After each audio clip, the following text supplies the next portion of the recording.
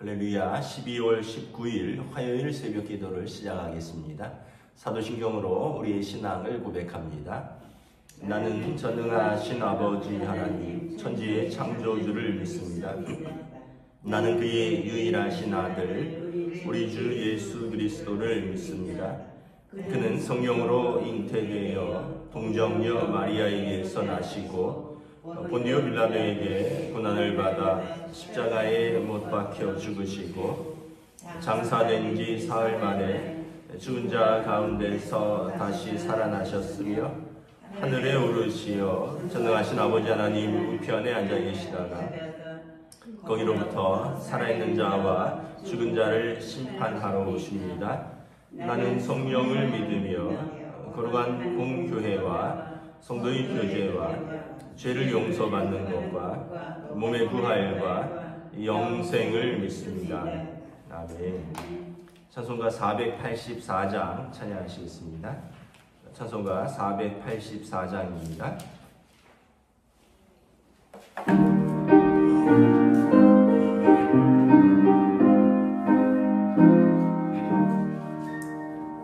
내 맘에 쏘여서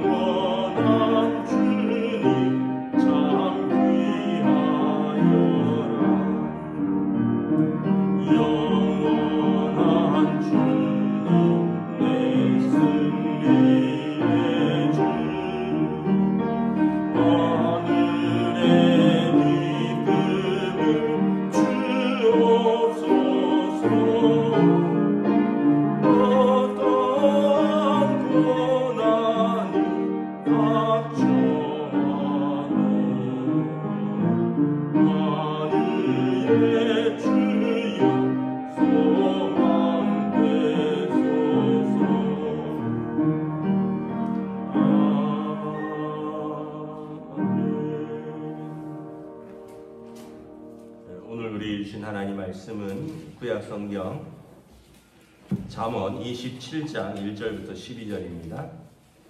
구약성경 잠언 27장 1절에서 12절까지 말씀입니다. 다 찾으신 줄 알고 저와 여러분들이 한 절씩 교도하도록 하겠습니다. 잠언 27장 1절에서 12절까지 말씀입니다. 너는 내일 일을 자랑하지 말라. 하루 동안에 무슨 일이 일어날는지 내가 알 수 없음이니라. 타인이 너를 칭찬하게 하고 내 입으로는 하지 말며 외인이 너를 칭찬하게 하고 내 입술로는 하지 말지니라. 돌은 무겁고 모래도 가볍지 아니하거니와 미련한 자의 분노는 이 돌보다 무거우니라. 부는 잔인하고 노는 창수 같거니와 피 앞에서 누가 서리요. 면책은 숨은 사랑보다 나으니라. 친구의 아픈 책망은 충고로 말미암은 것이나 원수의 잦은 입맞춤은 거짓에서 난 것이니라. 배부른 자는 꿀이라도 싫어하고 줄인 자에게는 쓴 것이라도 다니라. 고향을 떠나 유리하는 사람은 보금자리를 떠나 떠도는 새와 같으니라. 기름과 향이 사람의 마음을 즐겁게 하나니 친구의 충성된 권고가 이와 같이 아름다우니라. 내 친구와 내 아비의 친구를 버리지 말며 내 환난 날에 형제 집에 들어가지 말지니라. 가까운 이웃이면 형제보다 나으니라. 내 아들아 지혜를 얻고 내 마음을 기쁘게 하라. 그리하면 나를 비방하는 자에게 내가 대답할 수 있으리라. 슬기로운 자는 재앙을 보면 숨어 피하여도 어리석은 자들은 나가다가 해를 받느니라. 아멘. 할렐루야. 네, 오늘도 우리에게 새날을 주셨습니다. 주님께서 은혜와 평강으로 함께 해주시기를 축복합니다. 오늘 계속해서 잠언에 지혜 있는 자의 어떤 말과 행동과 인격과 성품과 삶의 자세와 태도를 보여주죠.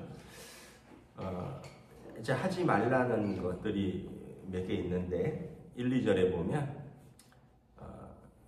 자랑하지 말라 이렇게 말합니다. 내일 일을 자랑하지 마라. 하루 동안에 무슨 일이 일어났는지 내가 어찌 알겠느냐. 그래서 우리가 자랑하는 것들이 내일은 우리의 부끄러움이 될 수도 있고 우리의 자랑하는 것들이 내일이 또 없어질 수도 있다는 거죠. 우리가 내일 일을 알지 못하기 때문에 이렇게 자랑하지 말라라는 거예요. 2절에 보면 우리가 이제 자랑하는 것 또 이런 것은 또 자기 칭찬이기도 한데 칭찬은 스스로 하지 말고 다른 사람이 하도록 하는 것이다. 그래서 타인이 너를 칭찬하게 하고 내 입으로 하지 말며 외인이 너를 칭찬하게 하고 내 입술로는 하지 말지니라. 그래서 자기 입으로 자기를 칭찬하는 것은 부끄러운 일이다. 다른 사람이 당신이 이런 것이 좋습니다. 참 이런 것이 아름다웠습니다. 참 이런 것이 보기 좋습니다 하는 거지. 내가 내 입으로 나는 이것이 좋다. 난 이것이 참 아름답다. 난 이것이 참 잘한다 이러면 이것이 이제 우리의 부끄러움이 될 수가 있다라는 거죠. 사실 뭐 그럴 때가 있죠. 우리 삶을 우리가 잘 알지 못하는데 우리가 한때 어떤 부분을 자랑을 했는데 다음에는 그것이 또 우리의 어려움이 될 수도 있고 우리의 고난의 근원이 될 수도 있고 그것이 우리의 슬픔이 될 때도 있고요.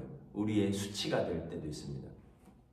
성경에 보면 다윗 왕이 아들 압살롬을 굉장히 사랑했습니다.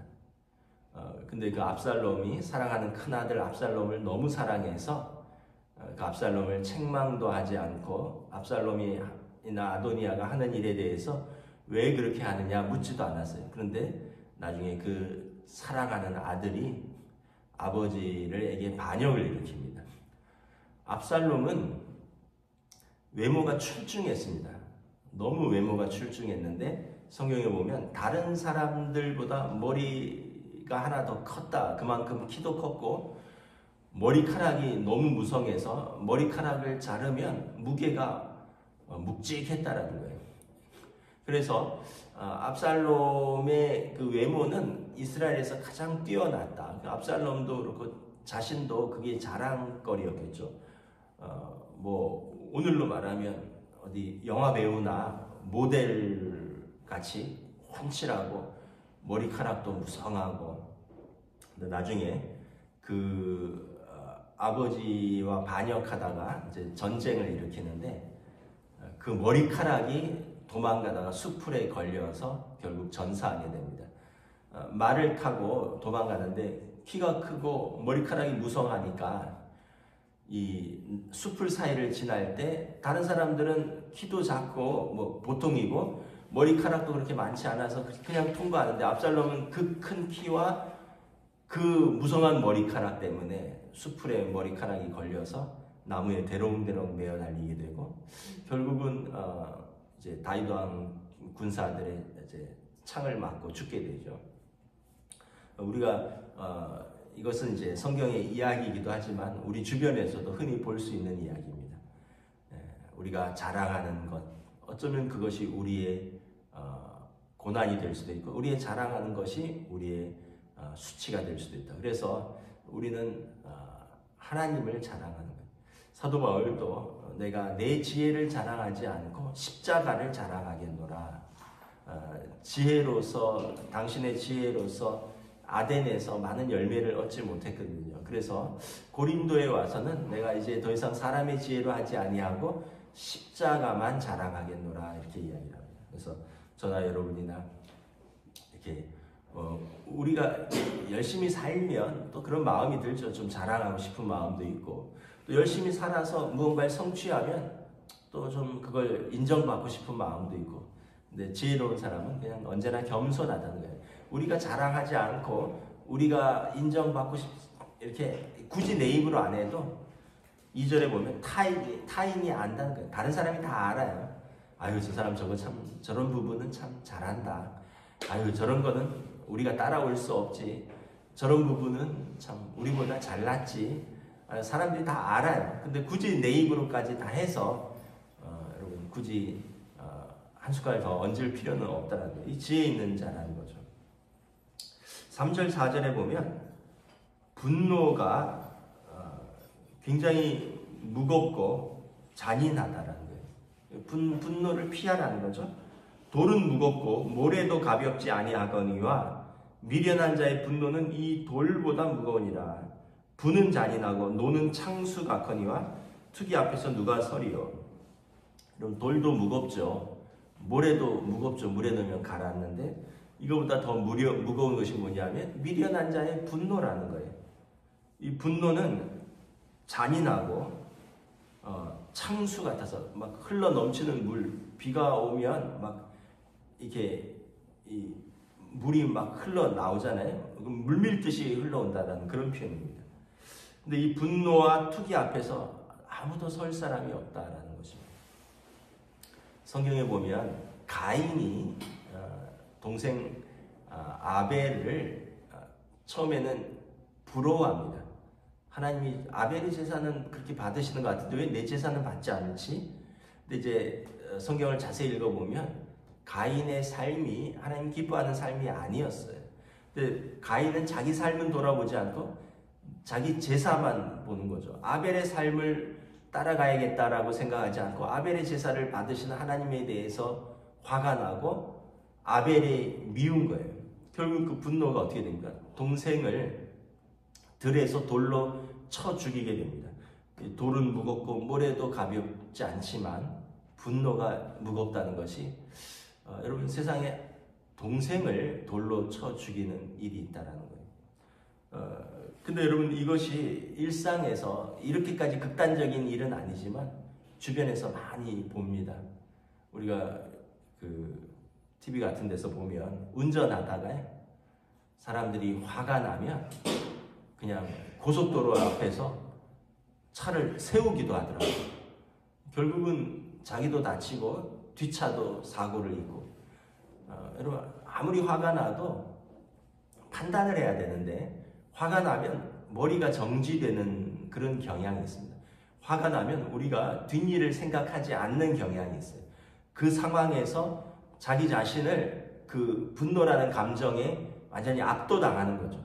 근데 여러분 우리는 사람이 가지고 있는 것이 뭐냐 하면 이성이라는 것이 있습니다. 양심이라는 것이 있어요. 그리고 무엇보다 하나님께서 우리 안에 계신 성령님이 우리 안에 내주하고 계셔요. 아무리 화가 나도 우리가 조금만 생각해 보면 이것은 이성적으로 과하다 또는 양심에 어긋난다 또는 이것은 성령님이 기뻐하지 않으신다. 이거를 우리가 알 수 있는데 그 순간에는 내 안에 계신 성령님도 모른 척하고 우리가 생각도 정지되고 양심도 그때는 둔해지는 거죠. 그리고 나서는 뭐 이렇게 다투다 보면 여러분 막 드라마 같은 데 보면 막 남편이 아내한테 막 뭘 집어 던집니다. 여러분 그 집어 던졌다가 만약에 얼굴에 맞아서 다치고 이러면 나중에 그거 병원 가고 이러면 얼마나 후회가 되겠어요. 그리고 평생 그것에 대한 상처를 어떻게 안고 살아가겠습니까? 그리고 분노 때문에 어떤 아까 말했듯이 무슨 보복 운전이라든가 하면 여러분 평생 이 전과가 남는 거거든요. 자기 인생에 평생의 전과가 남는데 그런 것을 그 분노에 자신을 맡긴다는 거예요. 그래서 우리는 항상 감정을 우리 아래에다 두는 거지 우리가 감정 아래에 있는 게 아니라는 것을 알아야 됩니다. 여러분 돈도 마찬가지죠. 돈도 우리가 우리 아래 사람 아래 돈을 두는 거지 돈 아래 사람이 들어가는 것 아니에요. 분노도 그렇고 돈도 그렇고 우리가 그것을 우리보다 앞세우면 이제 거기에서 사고가 일어나고요. 거기에서 어떤 큰 감당하지 못할 어떤 범죄, 감당하지 못할 상처들이 생긴다는 것입니다. 그래서 지혜로운 자는 분노를 쉬하지 않는다. 해가 지더라도 노를 그치고 서로 화해하고 용서하라. 성경은 말씀하고 있죠. 또 하나는 이제 앞에 두 가지는 하지 말라라는 거면 자랑이나 분노라면 5절부터는 뭐냐면 친구의 책망을 받아들이라는 거예요. 5절에 면책은 숨은 사랑보다 나으니라. 면책은 뭐냐면 얼굴을 맞대고 하는 책망입니다. 여러분 누군가를 얼굴을 보고 책망하는 것은 이제 두 가지가 있을 텐데 하나는 미워서 하는 것이 있고요. 하나는 아끼고 사랑해서 하는 게 있어요. 그런데 친구의 아픈 책망이라고 하는 것은 친구는 뭐예요? 친밀한 사람이잖아요. 친밀한 사람. 그러니까 나를 아끼고 사랑하는 사람의 책망은 받아들이라는 거예요. 나를 아끼고 사랑하는 사람의 면책은 이것은 숨은 사랑보다 낫다라는 거예요. 그런데 여러분 우리는 이제 6절에 보면 이런 입맞춤 같은 달콤한 것을 기뻐하는데 원수의 잦은 입맞춤은 거짓에서 나는 것이라. 그러니까 여러분 다른 사람이 우리에게 이렇게 달콤한 말을 할 때 이것이 사랑하는 사람이라면 괜찮은데 여러분 다른 의도가 있었다면 이것은 거짓된 것이고요. 반대로 여러분 우리를 사랑하는 사람들의 책망은 우리가 받아야 된다는 거예요. 왜냐하면 아프지만 충직으로 우리를 아끼고 사랑하는 충성스러운 마음으로 하는 것이다.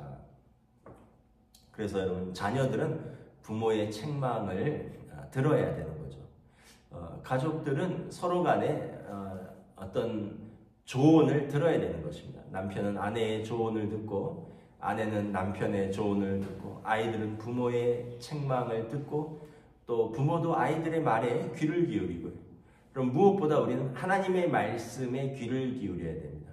우리는 하나님의 말씀은 가장 우리를 사랑하시는 하나님 아버지의 말씀인데 가끔 그렇게 말하거나 생각하는 분이 있어요.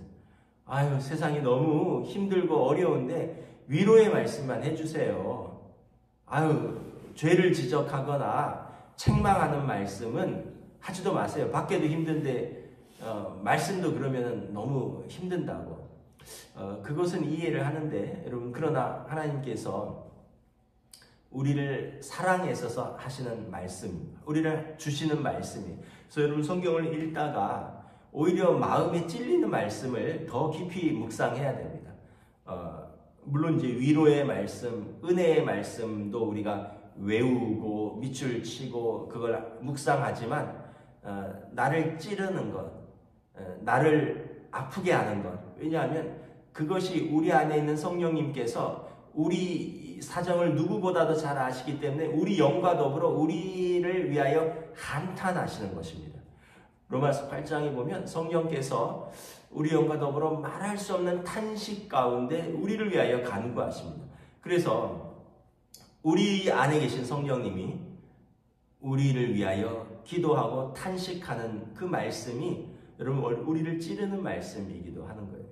근데 우리는 이런 말씀은 힘들다 하고 덮어버리고 그냥 좋은 말씀만 생각한다는 거죠.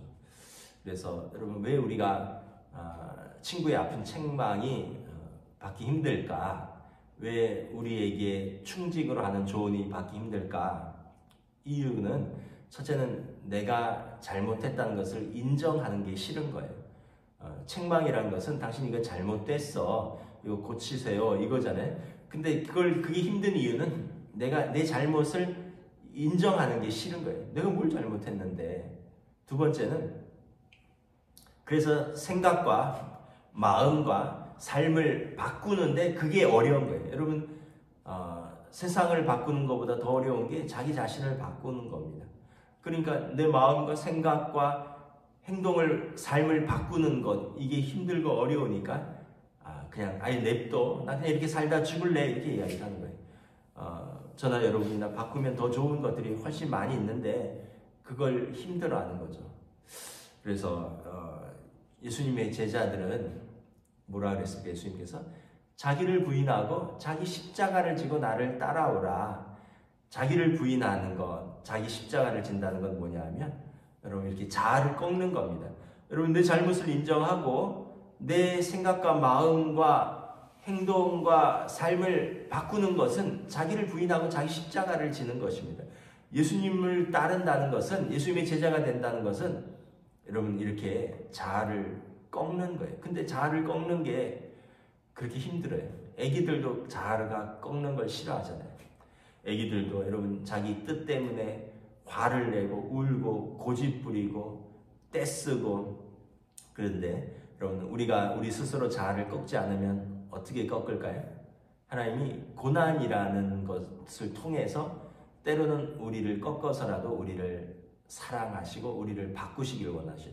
우리가 스스로 우리 자아를 꺾고 우리의 마음과 생각과 삶이 달라지지 않으면 하나님께서 때로는 사랑하는 자를 징계하신다고, 징계라는 고난 또는 시험이라는 고난을 통해서 우리로 하여금 그 길에서 돌아서게 한다. 왜냐하면 가만히 놔두면 더 나빠질 것을 아니까 하나님께서 사랑하는 자를 징계하시는 거죠. 사람 채찍과 인생 막대기로 다스리겠다 그러잖아요. 그래서 우리가 자랑하는 것들, 아까 내일 일을 자랑하지 말라, 무슨 일이 일어난지 어찌 알겠느냐, 겸손하지 못하고 하나님의 뜻을 떠나서 세상 연락을 즐기며 자랑하는 것들이 이제 하나님께서 그걸 꺾으시는 거죠. 그러면서 우리 자신을 돌아보게 되고 우리를 다시 하나님께로 인도하는 그러한 책망의 도구로 때로는 고난을 사용하기도 하신다.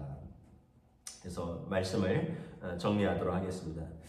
여러 가지를 말했지만 두 가지죠. 하나는 자기 자랑은 피하고, 그리고 분노를 피하라. 그리고 친구의 책망은 겸허히 받아들이라. 그래서 저와 여러분들이 겸손하다는 것이 무엇일까? 겸손하다는 것은 우리가 하나님 아래에 있다는 거거든요. 하나님 아래에서 우리가 은혜를 자랑해야지 뭐 우리 인간적인 것을 그렇게 자랑합니까?